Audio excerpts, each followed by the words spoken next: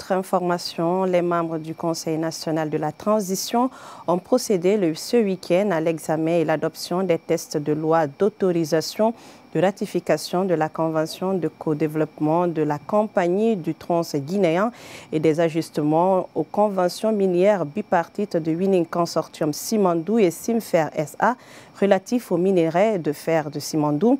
Des travaux en séance plénière qui se sont déroulés en présence des membres du gouvernement, mais également le cabinet de la présidence de la République. Oumar Sow signe ce compte-rendu.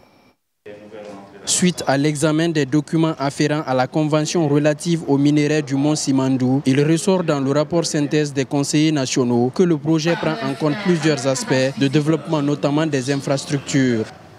Le projet intégré comprend 4 composantes, à savoir 2 gisements de minerais de fer développés par Winning Consortium Simandou, bloc 1 et 2, et Rio Tinto Simfer, bloc 3 et 4. Une aciérie de 500 000 tonnes par an et une usine de pellets de 2 millions de tonnes par an. Un chemin de fer à double voie reliant les mines situées dans les préfectures de Beila et Kerouani au port. Un pont situé à Mourbaya dans la préfecture de Forêt-Caria. Après avoir parcouru l'aperçu historique de la Convention Simandou, analysé les différentes phases du projet, identifié les intervenants, cerné les contours et tous les enjeux, des éléments de réponse ont été apportés. Je peux déclarer du haut de cette tribune que le projet Simandou est devenu irréversible. Puisque un projet, c'est quoi? C'est ses études bancaires, ses études environnementales et sociales, mais surtout c'est son chronogramme et enfin le financement. Le projet Simandou est financé.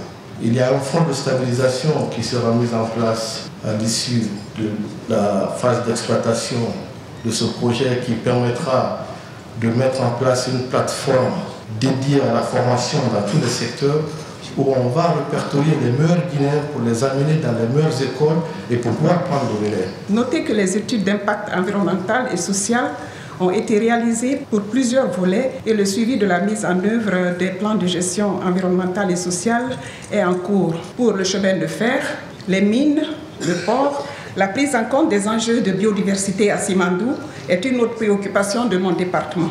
Avant, le projet Simandou, l'État avait 0%. Bien évidemment, avec l'effort de compréhension et puis les efforts qui ont été mis en place pour créer une co-entreprise, nous avons obtenu au moins 15% de part de l'État.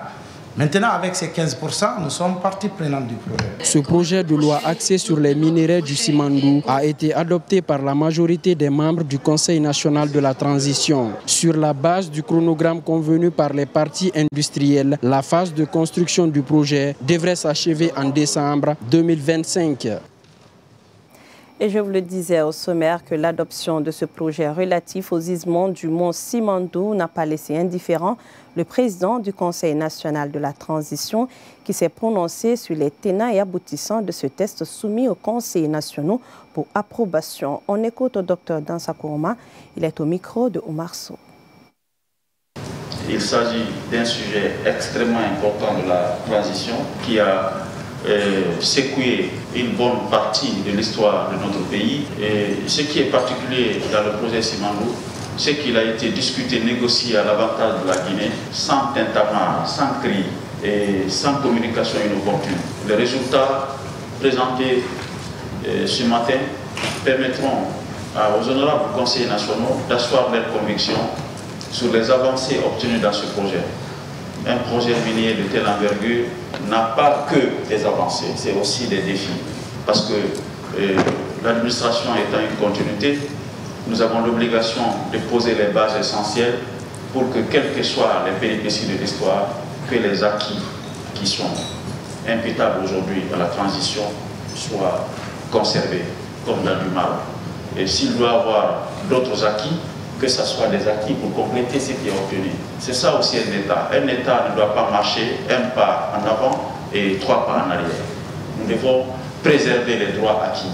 Et la transition ayant la particularité d'être conduite par des acteurs non partisans, par des acteurs qui exercent leurs fonctions dans l'impartialité, des acteurs désintéressés, c'est facile d'obtenir des avancées dans un projet minier.